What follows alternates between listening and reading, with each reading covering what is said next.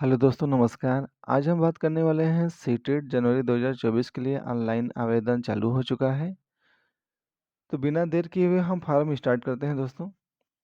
सबसे पहले कि हम इसके सीटेट के साइट पर आ चुके हैं मुख्य पेज पर। इसका मैं लिंक दे दिया हूँ डिस्क्रिप्शन में, आप वहाँ से जाके इसको देख सकते हैं साइट पर जाने के लिए। ये कुछ इस तरह से स्टेप दिखेगा आपका।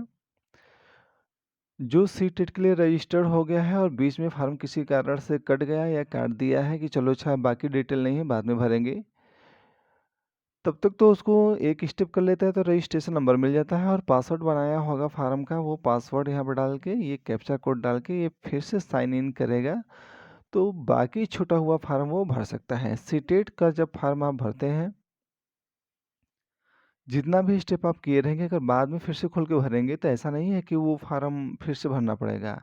या फार्म भरते भरते अगर सर्वर की वजह से कट जाता है या गलती से आपसे कट गया, तो ऐसा नहीं है कि फार्म फिर से भरना पड़ेगा। आप जैसे ही रजिस्ट्रेशन नंबर डाल के यहाँ पे पासवर्ड डाल के लॉगिन करेंगे, यहाँ यहाँ पे आपका फार्म खुल जाएगा और जहाँ तक आपने प्रोसेस किया था वहीं से वो स्टार्ट होगा। फिलहाल तो हम बात करने जा रहे हैं कि नए के लिए। नए सिरे से पहली बार हमको आवेदन करना है तो हम आ जाएंगे इधर साइड में, लेफ्ट साइड में लिखा है न्यू रजिस्ट्रेशन। मैं यहाँ पे क्लिक करता हूँ। हमारे सामने सीटेट से संबंधित कुछ जानकारी ओपन हुआ है। जैसे यहाँ पे दिखा रहा है कि सिंगल पेपर के लिए ओबीसी का और जनरल ओबीसी का सिंगल पेपर के लिए यहाँ पे 1000 है। चाहे आप कक्षा 1 से 5 का भरिए, चाहे 6 से 8 का 1000 है। अगर आप दोनों पेपर के लिए फार्म भरते हैं, यहाँ पे लिखा है बोथ, कक्षा 1 से लेके 8 तक के लिए तो 1200 है, यानी 200 एक्स्ट्रा देना पड़ेगा। एससी एसटी और फिजिकल हैंडीकैप के लिए यहाँ पे लिखा है 500, सिंगल पेपर का, दोनों पेपर का 600। आपको फॉर्म भरते टाइम ध्यान देना है कि फ़ोटो सिग्नेचर जेपीजी फॉर्मेट में रहे। फ़ोटो आपका 10 केबी से 100 केबी के बीच में ही रहना चाहिए और सिग्नेचर 3 केबी से 30 केबी के बीच में होना चाहिए। हाइट का अगर ध्यान नहीं देते हैं तो भी कोई बात नहीं है, लेकिन केबी में ये चीज़ें पूरा होना चाहिए, इसके अंदर ही रहना चाहिए। फीस पेमेंट के टाइम आप online debit card, credit card किसी भी बैंक का यूज कर सकते हैं। आपको इस छोटे से बॉक्स पे टिक करना है और क्लिक हियर टू प्रोसीड पे क्लिक कर देना है ताकि अगला स्टेप खुल जाए। अब हमारे सामने पूरा फार्म ओपन है, फटाफट हम इसका डिटेल बता देते हैं, अब ध्यान से देखिएगा। सबसे पहले दे रखा है कैंडिडेट नेम। कैंडिडेट नेम में आप महिला पुरुष जो भी हैं पूरा अपना नाम भरिएगा और जितना भी डिटेल भरिएगा अपना हाई स्कूल सामने रखिएगा, न कि आधार कार्ड इंटर के रिजल्ट से फार्म नहीं भरना है। फार्म आपको भरना है हाई स्कूल से। हाई स्कूल का रिजल्ट ही महत्वपूर्ण होता है, इसलिए हाई स्कूल का रिजल्ट सामने रखिए, उसी से पूरा डिटेल भरिएगा। नाम भरते टाइम कभी भी मेल हो चाहे फीमेल हो, उसमें ना श्री श्रीमती ये सब नहीं लगाना है। सेम वही आपको फादर नेम में भी करना है, सीधा नाम टाइप करना है। मदर नेम भी आपको यहाँ पे टाइप कर देना है बिना श्री या श्रीमती के। इसके बाद यहाँ पे डेट ऑफ बर्थ है, जेंडर आप कर सकते हैं। यहाँ पे क्लिक करने के बाद आपको मेल फीमेल दिखाएगा। आइडेंटिटी टाइप में आपको मैं खोल के दिखा देता हूँ, यहाँ पे क्या मांगेगा। आपके पास जो भी आईडी प्रूफ है,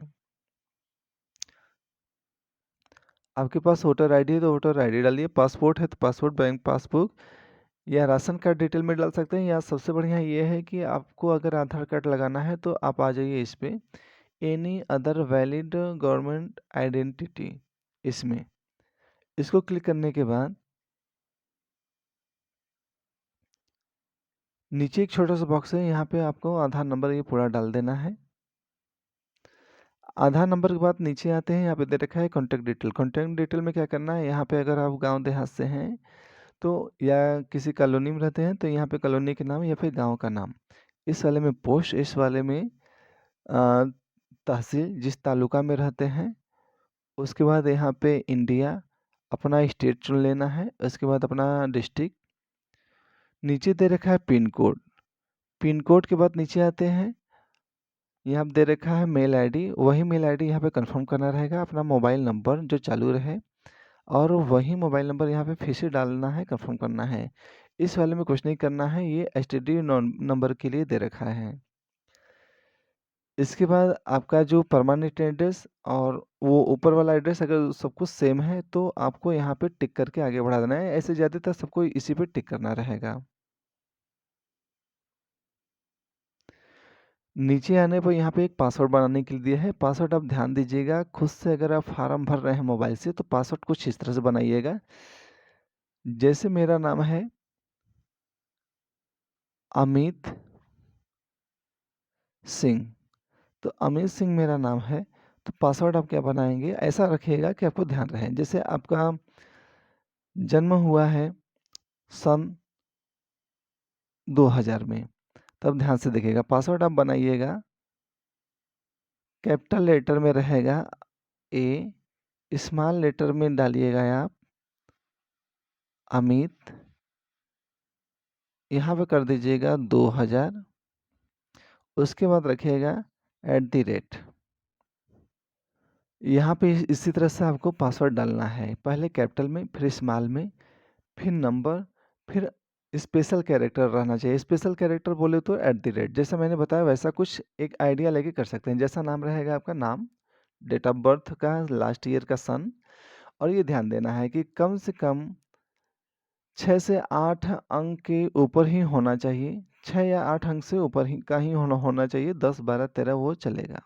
सिक्योरिटी क्वेश्चन में नॉर्मल ही प्रश्न दिया है, जैसे कि आपके पहले किताब का नाम, पहले स्कूल का नाम, तो अब जो भी आंसर आपको देना ठीक लगे वो दे सकते हैं। जैसे यहाँ पे फर्स्ट स्कूल का नाम है, आपके पेट्स का नाम क्या है, यानी पालतू जानवर का नाम, या फेवरेट बुक, जिसका भी आंसर देता है बने, ये कुछ एक ऐसे क्वेश्चन है जिसका आंसर दे के आप आगे बढ़ सकते हैं और देना ही होगा आपको।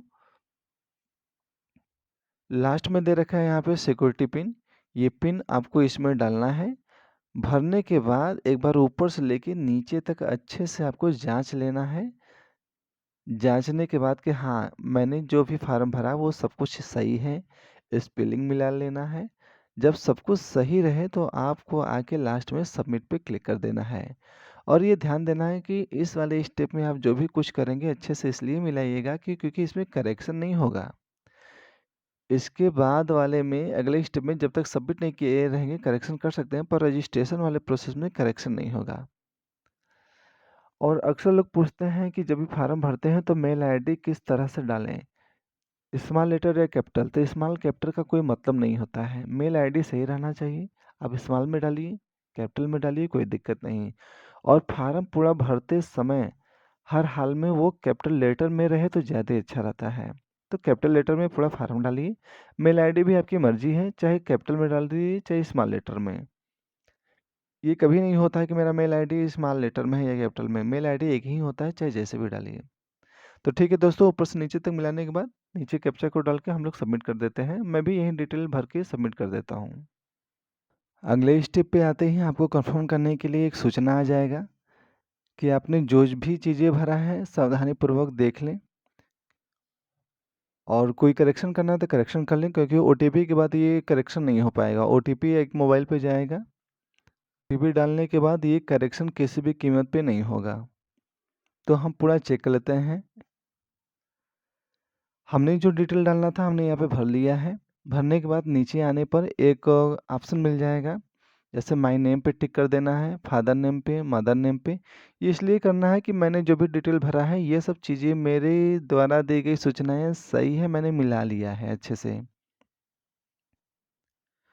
इसको टिक करने के बाद नीचे आके आई एग्री पर सिंपल है कि यहाँ पे टिक करना है। उसके बाद सबमिट एंड सेंड ओटीपी पर रिक्वेस्ट करना है आपको।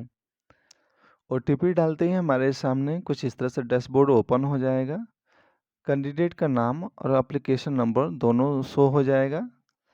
अब जब भी ये काम करेंगे अपने अपने मोबाइल से अपना स्क्रीनशॉट ले लेना है, ताकि फार्म बीच में कट गया तो ये एप्लीकेशन नंबर आपके पास रहे। वैसे ही एप्लीकेशन नंबर अब तक मेरे मोबाइल पे भी आ चुका है और मेरे मेल पर भी, दोनों पे आ चुका है। दोनों पे एक साथ ही आता है। अगले स्टेप में बता रहा है कि आपको एप्लीकेशन पूरा फार्म डिटेल भरना है, लास्ट में पेमेंट करना है। तो फटाफट मैं वो भी चीज़ें कर लेता हूँ। इसके लिए मुझे क्या करना है, नीचे नीले वाले बटन पे कंप्लीट एप्लीकेशन फॉर्म पे मैं क्लिक कर दे रहा हूँ। यहाँ आने के बाद कह रहा है कि पहले पर्सनल डिटेल भरिए। तो चलते हैं पर्सनल डिटेल भरने के लिए, नीचे यहाँ पे हम क्लिक करते हैं। क्लिक करते ही हमारे सामने पेज ओपन हो चुका है। यहाँ पे दिखा रहा है कि पहले से ही जो मैंने डिटेल भर रखा है वो डिटेल यहाँ पे आ रहा है। तो इसके आगे अब जो डिटेल नहीं भरा था मैं वहाँ से इसको स्टार्ट करता हूँ। यहाँ पे फिर से नेशनैलिटी आपको इंडियन कर लेना है। कैटेगरी में जनरल, ओबीसी, एससी, एसटी आप पे जो भी लागू होता है वो कर लेना है। ये फिजिकल हैंडीकैप है यानी कि दिव्यांगजनों के लिए है। अगर यस है तो यस, मतलब कोई दिक्कत है तो यस करिए, अन्यथा नो करके इसको आगे बढ़ाइए। इसे भी नो कर देना है। और इसमें दे रखा है स्क्राइब के लिए, यानी कि एक लिखने के लिए साथ में एक राइटर चाहिए। आप उसको डिमांड करना है कि मैं लिखने में सक्षम नहीं हूँ, मुझे एक राइटर चाहिए, तब के लिए आप इसे यस करते हैं। और ये कौन करता है? ये दिव्यांगजन जो भाई रहेंगे जो इसको यस करते हैं वो इसको करेंगे। आगे आते हैं, यहाँ पे यन्ने कर देना है, नो कर देना है। देख लेता हूँ मैं इसमें क्या दे रखा है। नॉट एम्प्लॉय दिया है तो नॉट एम्प्लॉय करके आगे बढ़ा देना है। उसके बाद यहाँ पे पिन डाल देना है। ये फटाफट चीज़ें मैं कर लेता हूँ, उसके बाद सेव एंड नेक्स्ट करके अगले पेज पे मिलते हैं। हमारे सामने अब अगला पेज ओपन हो चुका है। इसको हम लोग देख लेते हैं। पहले दे रखा है अप्लाई फॉर। पहला ऑप्शन है कि कक्षा 1 से 5 के लिए आप आवेदन कर रहे हैं। यहाँ पे दे रखा है कक्षा 1 से 5 के लिए। अगर आपको करना है तो इसको चुनिए। जो कक्षा 6 से लेके 8 के तक के लिए आवेदन करना चाहते हैं तो वो सेकंड पेपर के लिए चुनिए। जो दोनों पेपर के लिए आवेदन करना चाहते हैं बोथ वाले ऑप्शन पे आपको क्लिक करना होगा। हालांकि मैं करने जा रहा हूँ पेपर 2 के लिए, क्योंकि हमारे पास बीएड का डिग्री है। जिसके पास बीटीसी वाला रहेगा वो ये करेंगे, बीएड वाले ही ये दोनों कर सकते हैं, उनकी मर्जी है। तो नीचे दे रखा है लैंग्वेज 1, लैंग्वेज 2, दो विषय आपको चुनना रहेगा। फर्स्ट लैंग्वेज में आके देख लेते हैं। आपको जो ठीक लगे वो कर लेना है, हिंदी, इंग्लिश, उर्दू, बंगाली। हम इसको कर लेते हैं अपना हिंदी। उसके बाद दूसरा मैं कर लेता हूँ संस्कृत। इस वाले ऑप्शन में आपको चुनना रहेगा मिनिमम एजुकेशन, जिस पर्पज़ से कक्षा 6 से 8 के लिए जो मैं फार्म डाल रहा हूँ, इसके लिए मेरी योग्यता क्या है ये मुझे इसमें से चुन के बताना रहेगा। इसको क्लिक करते ही एक नंबर शो करेगा। तो ये नंबर देख के तो नहीं समझ में आएगा, लेकिन साइड में एक चीज़ दे रखा है इधर।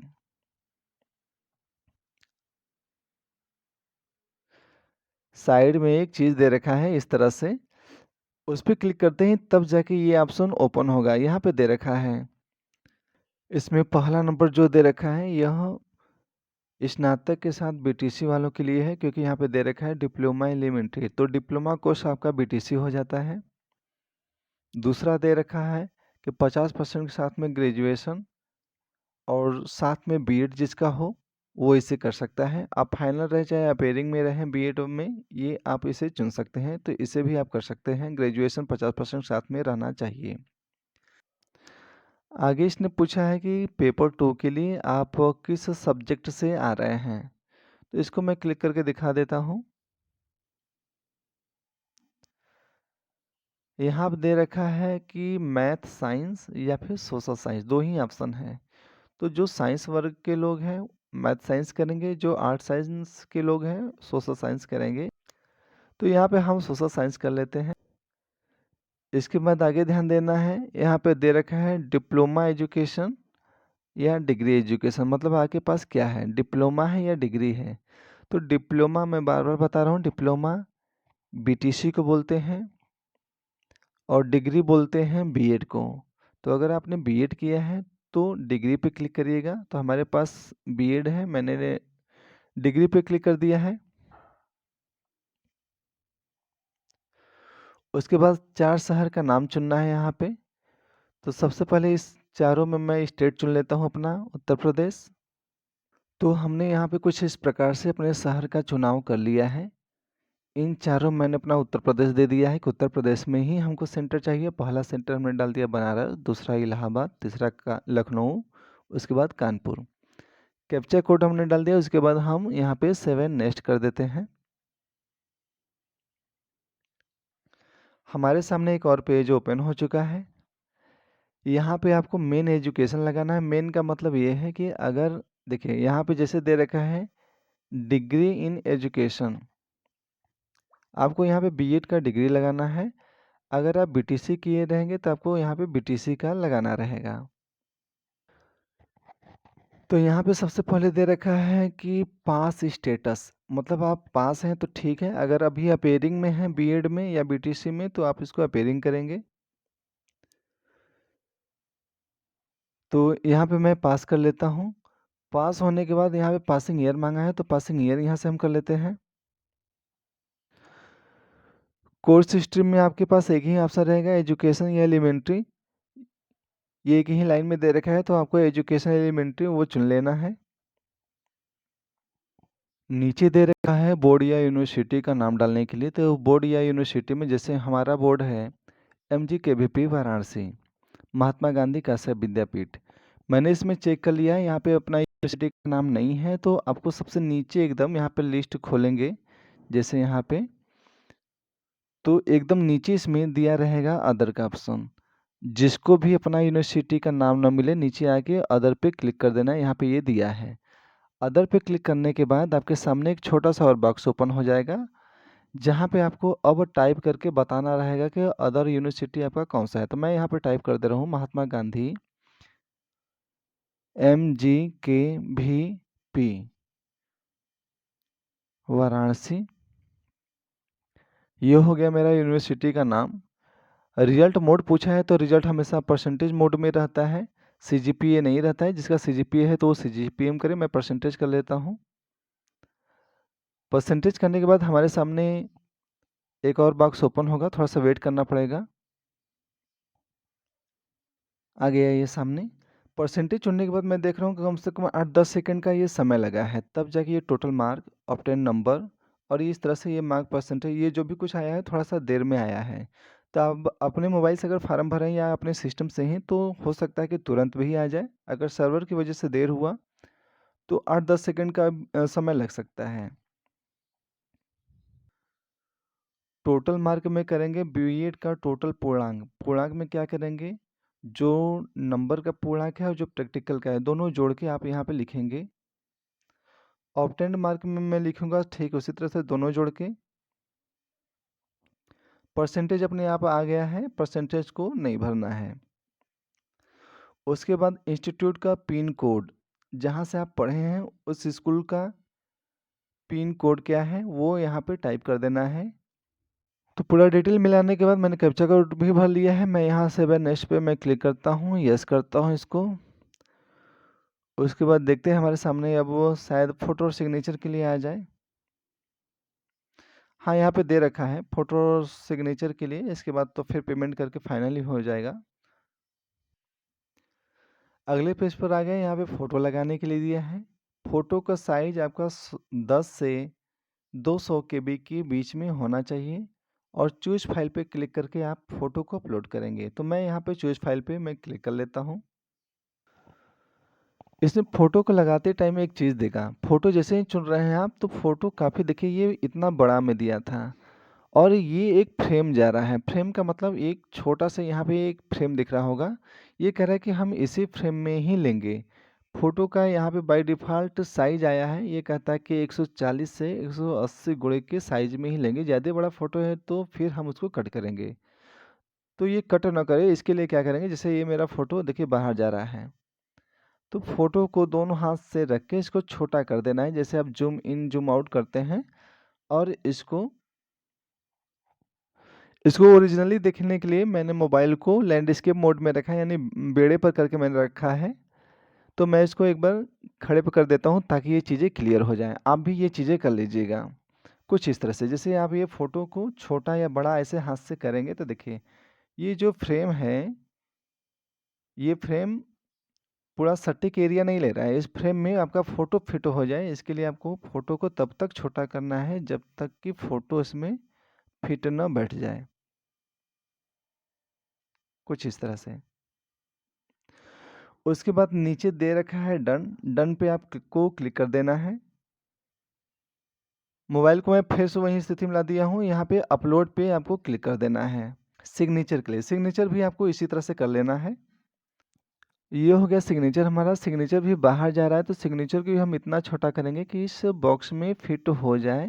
अगर बॉक्स में फिट नहीं होगा, जैसे मान के चलिए कि ऊंचाई कम पड़ रहा है, तो यहाँ पे ये जो साइज दिया है,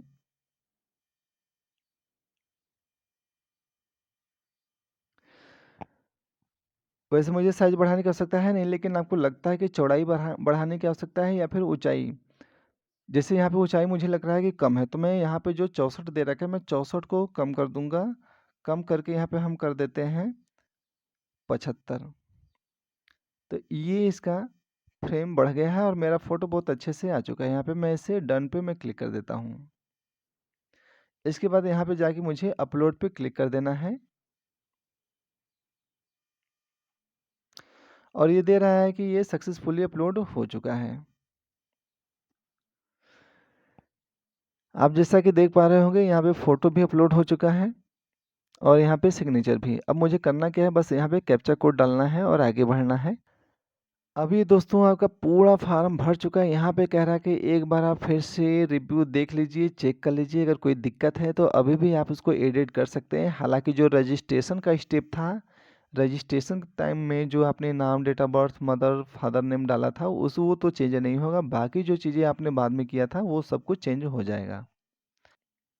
ऊपर से नीचे तक आपको देख लेना है कि आपने जो भी भरा है वो सब कुछ सही सही आया है या नहीं। जब कुछ सब सही लगे तो नीचे आने के बाद आपको यहाँ पे ये बताना होगा कि हमने यहाँ पे जितना भी डिटेल दिया था वो सब कुछ सही है। इन सभी पे टिक करना होगा।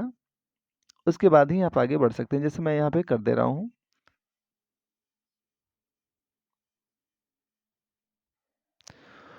उसके बाद आई एग्री पे मैं क्लिक करता हूँ। फिर यहाँ पे फाइनल सबमिशन ऑफ एप्लीकेंट पे मैं क्लिक कर दे रहा हूँ।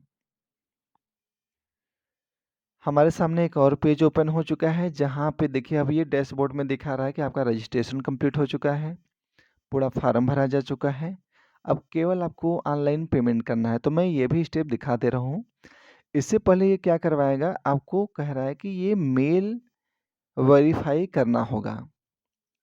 तो ठीक है, मोबाइल पे ओटीपी आ चुका है, तो मोबाइल वेरीफाई हो चुका है। एक बार मैं मेल पर भी ओटीपी मंगा के इसे भी वेरीफाई कर दे रहा हूँ। इससे पहले मैं कुछ और चीज़ें देख लेता हूँ। सिंगल सब्जेक्ट का आपका 1000 ही पेमेंट होने वाला है, डबल का है जनरल ओबीसी का 1200। अगर आपको लगता है कि फार्म में किसी भी तरह का कोई त्रुटि था, यहाँ पे मिलाते टाइम मुझे लग रहा है कि त्रुटि है, तो एडिट पे क्लिक करके जाके उस चीज़ों को एडिट कर सकते हैं। फिलहाल मेरा सब कुछ सही था, मैं एडिट नहीं कर रहा हूँ, तो मैं यहाँ पे आगे बढ़ाता हूँ वेरीफाई मेल करने के लिए। तो यहाँ पे मैं क्लिक कर देता हूँ। यहाँ पे मेरा मेल आईडी पड़ा है, मैं ये सिक्योरिटी पिन डाल देता हूँ। ये करने के बाद मैं यहाँ पे सबमिट कर दूंगा। अगर मेल आईडी आप भरते टाइम आपने कुछ मिस्टेक कर दिया था, जिसके कारण से ओटीपी नहीं आएगा, तो आप क्या करेंगे, इस चेंज मेल आईडी पर क्लिक करके अभी फ़िलहाल जिस पे आप ओटीपी मंगा सकते हैं उसको फिर से यहाँ पे चेंज कर लेना है। अगर आपका मेल आईडी सही है तो फिर चेंज की आवश्यकता नहीं है, आप इसको आगे बढ़ाइए। फिर सबमिट पे मैं क्लिक कर देता हूँ। हमारे मेल पर तब ओटीपी आ जाएगा, जिसे मैं चेक करके यहाँ पे ओटीपी डाल दूंगा। ये दे रहा है कि सक्सेसफुली ओटीपी सेंड हो चुका है। मैं ओटीपी डाल के वेरीफाई करता हूँ। ओटीपी हमने डाल दिया है, ये 15 मिनट का यहाँ पे दे रखा है कि समय है। अगर ओटीपी आपको नहीं प्राप्त होता है तो आप फिर से रिसेंड कोड के लिए अप्लाई कर सकते हैं। मैं वेरीफाई कर देता हूँ। यहाँ पे हो चुका है, मैं इसे सेव कर देता हूँ ताकि मेरे मोबाइल में ये सुरक्षित पड़ा रहे। मैं फिर से करता हूँ click here go to home. मैं होम पे चलता हूँ तो वहाँ पे मुझे पूरा स्टेटस दिखाई देगा कि हमने कितना स्टेप कंप्लीट किया, कितना बाकी है। अब यहाँ पे दिखा रहा है कि मेरा ये सब चीज़ें तो कंप्लीट है, फीस अभी भी पेंडिंग है। अब मेल वेरीफाई होने के बाद अब यहाँ पे कहता है आप 1000 रुपया पेमेंट कर दीजिए। तो मैं यहाँ पे 1000 रुपया पे करता हूँ। पे क्लिक करने के बाद हमारे सामने ऑप्शन आ गया है ऑनलाइन पेमेंट के लिए। ऑनलाइन पेमेंट पे क्लिक किया, प्रोसीड फॉर पेमेंट पे क्लिक करते हैं। यस, ओके कर दिया मैंने। 1000 रुपया पेमेंट करने के लिए ऑप्शन आ रहा है। पहला दे रखा है नेट बैंकिंग से, अगर आपके पास है तो आईडी पासवर्ड डाल के नेट बैंकिंग से भी कर सकते हैं। डेबिट कार्ड वाले में क्या करना है कि आपको यहाँ पे क्लिक करने के बाद अपने एटीएम का पूरा नंबर डालना रहेगा, एक्सपायरी डेट किसके नाम से है, एटीएम के पीछे एक 3 अंक का कोड होता है, इसे भी नंबर डालना रहेगा। उसके बाद रजिस्टर मोबाइल पे ओटीपी जाएगा तो आप पेमेंट कर पाएंगे। हालांकि आज मैं करने वाला हूँ क्यूआर कोड के माध्यम से। ये बहुत ही आसान है, गूगल पे, फ़ोन पे, मैं किसी भी माध्यम से मैं कर सकता हूँ। तो मैं इसी को मैं चूज करता हूँ, गूगल पे। गूगल पे पे क्लिक करने के बाद हमारे सामने एक और छोटा सा विकल्प दिया है कि सेलेक्ट क्यूआर कोड, मतलब किस मोड में करना चाहते हैं। तो यहाँ पे मैं क्लिक करता हूँ, यहाँ पे केवल भीम दिया है। भीम दिया है तो इसका मतलब ये नहीं कि भीम पे से ही करेंगे। भीम पे ये क्यूआर कोड से पैसा ले रहा है, आप पेमेंट किसी भी माध्यम से कर सकते हैं। हमारे सामने क्यूआर कोड खुल चुका है, मैं इसे पेमेंट कर देता हूँ। मैं यहाँ पे 2 मोबाइल लेके बैठा हूँ, मेरे हाथ में दूसरा मोबाइल है जिसे मैं खोल के पेमेंट करने जा रहा हूँ। मैंने कहा कि आप फ़ोन पे, गूगल पे किसी से भी कर सकते हैं। मेरे पास गूगल पे है तो मैं गूगल पे से कर रहा हूँ पेमेंट। और ये मैं अपना पिन डाल दे रहा हूँ दूसरे मोबाइल में। पिन डालते ही ये सक्सेसफुल हो चुका है। सक्सेसफुल होते ही यहाँ पे पेज कट गया और बता रहा है आपको वेट करना है, कट वट कुछ नहीं करना है, वेट करना है। वेट करने के बाद यहाँ पे सामने लिखा हुआ आ जाएगा। देखिए मेरे मोबाइल पर ऊपर मैसेज आ चुका है। ये मुझे लगता है सबमिट का, सक्सेसफुल का ये आ चुका है। अब यहाँ पे देखिए क्या दे रहा है